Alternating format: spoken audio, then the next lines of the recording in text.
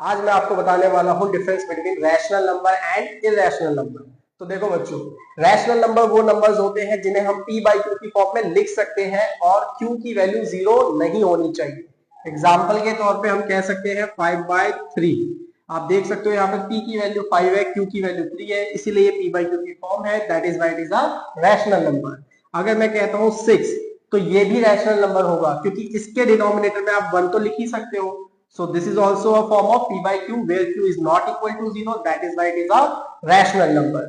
कुछ बच्चों को कंफ्यूजन होती है कि सर 0 रैशनल नंबर होता है या नहीं। तो बच्चों ये भी रैशनल नंबर होता है। क्यों? क्योंकि इसके नीचे भी आप 1 लगा सकते हो और आप देखो यहाँ पे डिनोमिनेटर में q की वैल्यू 1 है और डेफिनेशन कहती है q की वैल्यू 0 नहीं होनी चाहिए। p can be 0 but q is not equal to 0, that is why 0 is also a rational number. अब हम बात कर रहे थे irrational numbers की। तो ऐसे नंबर जिन्हें आप p बाई क्यू की फॉर्म में नहीं लिख सकते हो वो होते हैं इरेशनल नंबर। इरेशनल नंबर्स दो टाइप्स के होते हैं, एक इन फॉर्म ऑफ डेसिमल और एक होता है इन फॉर्म ऑफ रूट। पहले मैं रूट की बात कर लेता हूं।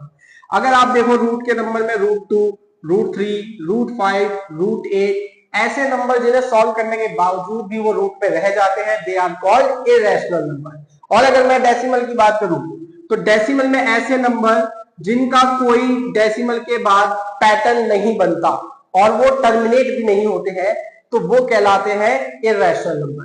क्योंकि डेसिमल में कुछ नंबर ऐसे होते हैं जिनका एक डेसिमल के बाद पैटर्न बन जाता है। For example 5.63737 dot dot dot. तो यहाँ पे आप 37 का पैटर्न देख पा रहे हो, तो ये रैशनल नंबर है बच्चों और ये इरेशनल नंबर है। और सबसे बड़ी कंफ्यूजन, पाई रैशनल है या इरेशनल, आप कमेंट बॉक्स में बताइए।